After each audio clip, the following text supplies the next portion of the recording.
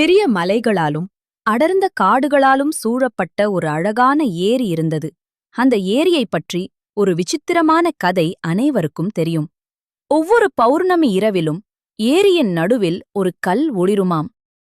அந்த ஒளிரும் கல்லைத் தொட்டால் ஒரு சிறப்பு சக்தி கிடைக்கும் என்று காட்டில் உள்ள விலங்குகள் எல்லாம் நம்பின. ஆனால் அந்த கல்லை யாரும் எளிதாக அடைய முடியாது. அதே காட்டில் நீரன் என்ற ஒரு குட்டி நீர்நாய் வாழ்ந்தது.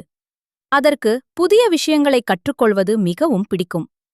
ஒரு நாள் அந்த ஒளிரும் கல்லை பற்றிய கதையை கேட்டது. அதன் கண்கள் ஆச்சரியத்தில் விரிந்தன. நீரனின் நண்பன் பாலு என்ற பீவர் அவனுக்கு ஒரு பழக்கம் இருந்தது. எந்த வேலையையும் முழுமையாக கற்றுக்கொள்ளாமல் உடனே செய்து பார்க்க வேண்டும். ஒருநாள் நீரனும் பாலுவும் ஏரிக்கரையில் அமர்ந்திருந்தனர். அப்போது பாலு சொன்னது, நாம் அந்த ஒளிரும் கல்லை தேடிப் போகலாமே. நீரனும் உற்சாகமாக சம்மதித்தது. அவர்கள் காட்டின் அறிவாளியான ஞானி ஆந்தையிடம் சென்றனர். ஒளிரும் கல்லை அடைய என்ன செய்ய வேண்டும் என்று கேட்டனர்.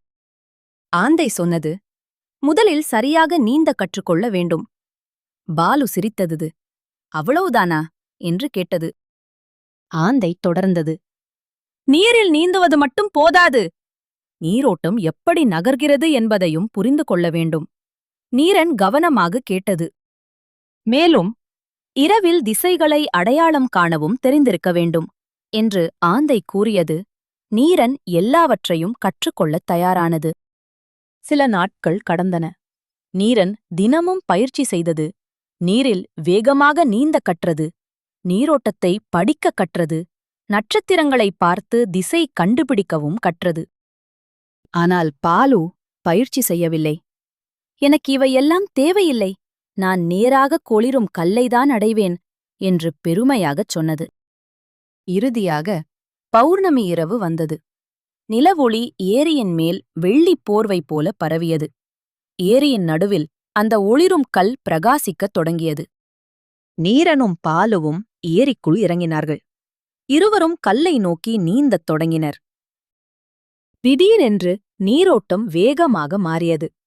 அமைதியாக இருந்த நீர் சுழன்று ஓடத் தொடங்கியது. பாலு பதறிப்போனது. அதற்கு என்ன செய்வது என்று தெரியவில்லை. நீரோட்டம் அதை வேறு திசைக்கு கொண்டு சென்றது. ஆனால் நீரன் பயப்படவில்லை. ஆந்தை கற்றுக் கொடுத்த பாடங்கள் அதற்கு நினைவுக்கு வந்தன. நீரோட்டத்தின் திசையை பார்த்தது. காற்றின் வேகத்தை கவனித்தது. சரியான வழியில் நீந்தத் தொடங்கியது. நீரன் பாலுவை அடைந்தது. அதை அமைதிப்படுத்தியது. பிறகு சரியான பாதையில் அழைத்துச் சென்றது. சிறிது நேரத்தில் இருவரும் ஒளிரும் கல்லை அடைந்தனர்.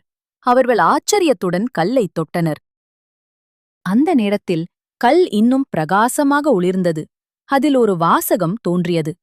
உண்மையான சக்தி மந்திரத்தில் இல்லை, சரியாகக் கற்ற அறிவில்தான் இருக்கிறது. அப்போது ஞானி ஆந்தையின் குரல் கேட்டது. கற்றுக்கொள்வது மட்டும் போதாது, தவறில்லாமல் கற்றுக்கொள்ள வேண்டும். கற்ற பிறகு அதன்படி நடக்கவும் வேண்டும். அன்று முதல் பாலுவும் பொறுமையாக கற்றுக்கொள்ளத் தொடங்கியது. நீரனும் பாலுவும் காட்டின் புத்திசாலி நண்பர்களாக மாறினார்கள். குழந்தைகளே, நல்ல விஷயங்களை கற்றுக்கொள்வது மட்டும் போதாது, அவற்றை சரியாக புரிந்து கொண்டு வாழ்க்கையில் பயன்படுத்த வேண்டும். அதைத்தான் திருவள்ளுவர் அழகாக இக்குறளில் கூறுகிறார்.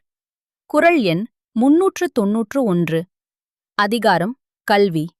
குறள்: கற்க கசடரக் கற்பவை கற்றபின் நிற்க அதற்குத் தக. விளக்கம்: சரியாகக் கற்று வற்றதை வாழ்க்கையில் பயன்படுத்துபவரே உண்மையான அறிவாளி. என்ன குட்டீஸ், இந்த கதை உங்களுக்கு பிடிச்சிருந்ததா? இதுபோல இன்னும் நிறைய சுவாரஸ்யமான கதையும் கருத்தும் உங்களுக்காக காத்துக்கிட்டு இருக்கு. அதையெல்லாம் மிஸ் பண்ணாம பாக்க கீழே இருக்கிற அந்த சிவப்பு கலர் சப்ஸ்கிரைப் பட்டனை இப்பவே கிளிக் பண்ணுங்க. நம்ம சேனல் குடும்பத்தில் நீங்களும் இணைஞ்சிடுங்க. ததா!